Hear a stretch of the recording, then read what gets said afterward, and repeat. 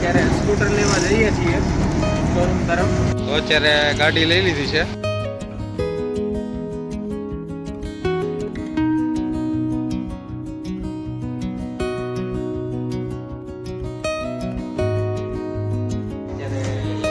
લાઇટની tube ખરાબ થઈ ગઈ હતી એટલે મામા એ ટ્યુબ નવી નાખે છે અને આપણને અહીંયા લોહી પણ આવી ગયા છે.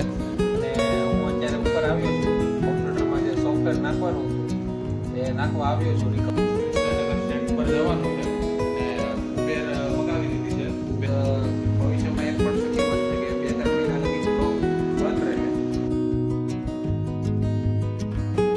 હેલો યુટ્યુબ ફેમિલી, કેમ છો બધા? સ્વાગત છે તમારું આજના નવા બ્લોગમાં. તો આપણે નાસ્તો કરી લીધો છે અને આપણે ઘરેથી નીકળી ગયા છીએ. અને ક્યાં નીકળ્યા છીએ તમને થંબનેલ જોઈને આઈડિયા આવી ગયો હોય છે.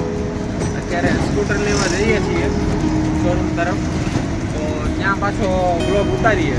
તો અત્યારે આપણે ટીવીએસના શોરૂમે પહોંચી ગયા છીએ. અંદર જઈએ, હવે પ્રોસેસ બધી કરી ગાડી લઈએ. તો અત્યારે ગાડી લઈ લીધી છે અને મામાએ સ્ટાર્ટ કરી છે અને ચેક કરે છે.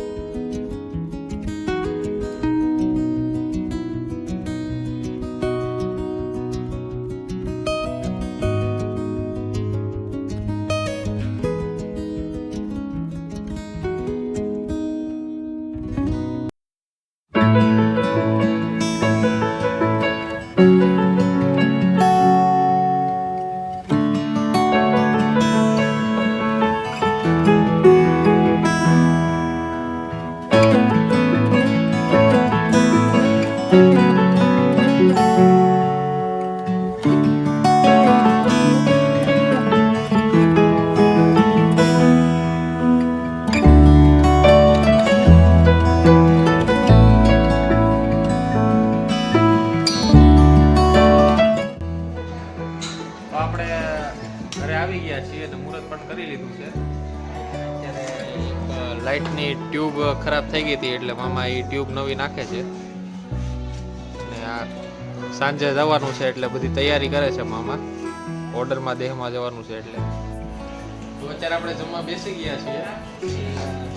જમવામાં ખમણ, લાપસી, મેથીની ભાજી અને રોટલી છે અને મઠિયા છે અને ગાડીની ખુશીમાં લાપસી પણ બનાવી છે. અત્યારે સામાન બધો ભરાઈ ગયો છે અને એક આ બેટરી ખોલી દીધી છે અને આપણને અહીંયા લોહી પણ આવી ગયા છે. અને મામા અત્યારે માવા ભરે છે, એટલે માવા બનાવે છે હારે લઈ જવા માટે. તો મામા ને મામીને એ તો મંદિરે ગયા છે ગાડી લઈને મુહૂર્ત માટે. અને હું અત્યારે ઉપર આવ્યો છું કોમ્પ્યુટરમાં જે સોફ્ટવેર નાખવાનું એ નાખવા આવ્યો છું. રિકવરીનું સોફ્ટવેર હતું એ નાખી દીધું છે. તો હવે તમને બતાવું. આ સોફ્ટવેર હતું અને એની પાસે આપણી પાસે એની કી હતી એટલે આપણે ડાઉનલોડ કરી દીધું છે ગમે ત્યારે કામ લાગે રિકવરી માટે. તો અત્યારે મામાને દેહમાં જવાનું હતું ઓર્ડર બાબતે. એટલે અમે મૂકી આવ્યા છીએ અહીંયા ગેટ પાસે જ હતું જવાનું. ત્યાંથી એ લોકો 4-wheelમાં જવાના હતા. તો અત્યારે હવે આપણે પાછા ઘરે જઈએ છીએ. The next morning. ફેમિલી, કેમ છો બધા? સ્વાગત છે તમારું આજના નવા વ્લોગમાં. તો અત્યારે અમે ઠેલો પેક કરી લીધો છે. હું ત્યાં સુરત જાઉં છું. કૃષ્ણનગર સ્ટેન્ડ પર જવાનું છે અને ઉબેર મગાવી દીધી છે, ઉબેર રાઈડ. તો આપણે કૃષ્ણનગર સ્ટેન્ડ જઈને પાછો બ્લોગ ઉતારીએ. તો બ્લોગમાં બન્યા રહીએ. આપણે બસ સ્ટેન્ડ પર કલાકના પહોંચી ગયા છીએ પણ હજી બસ આવી નથી. બસને 20 મિનિટ જેવું અત્યારે લેટ થઈ ગયું છે અને હજી ક્યારે આવે એ નક્કી નથી. આગળ કોલ કર્યો હતો તે રસ્તામાં છે એવું કીધું.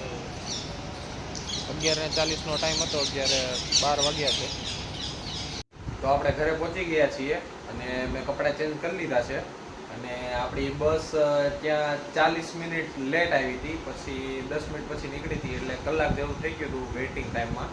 અને હું પહોંચ્યો તો 7:30 આજુબાજુ સુરત પહોંચ્યો હતો અત્યારે, અને ત્યાંથી રિક્ષા કરીને ઘરે આવી ગયો છું. તો આ બ્લોગ અહીંયા જ પૂરો કરું. ફરી મળીએ કાલે નવા બ્લોગમાં. જો તમને આ બ્લોગ પસંદ આવ્યો હોય તો લાઈક કરવાનું ખાસ કરીને ભૂલતા નહીં. તમારે ખાલી સ્ક્રીન પર ટચ કરીને અહીંયા તમને ડાબી સાઈડ કોર્નર પર લાઇકનું બટન દેખાશે, તે ક્લિક કરી દેશો એટલે લાઇક થઈ જશે. અને જો ચેનલમાં નવા હોય તો સબસ્ક્રાઇબ કરવાનું ભૂલતા નહીં, અને બેલ આઇકન પણ દબાવી દેજો, જેથી અમારા નવા વિડીયોના નોટિફિકેશન તમને મળી રહે. તો ફરી મળીએ પરમ દિવસના નવા બ્લોગમાં, કારણ કે એક દિવસે હું બ્લોગ મૂકું છું, અત્યારે ટાઈમ નથી રહેતો, એટલે આરે ભણવાનું પણ છે. તો કદાચ ભવિષ્યમાં એમ પણ શક્ય બનશે કે 2-3 મહિના લગીને બ્લોગ બંધ રહે. જો બનશે તો તમને જરૂરથી મૂકીને બતાવીશ. તો ફરી મળીએ કાલે પરમદી નવા બ્લોગમાં. ત્યાં સુધી બધા આવજો. બધાને જય શ્રી કૃષ્ણ.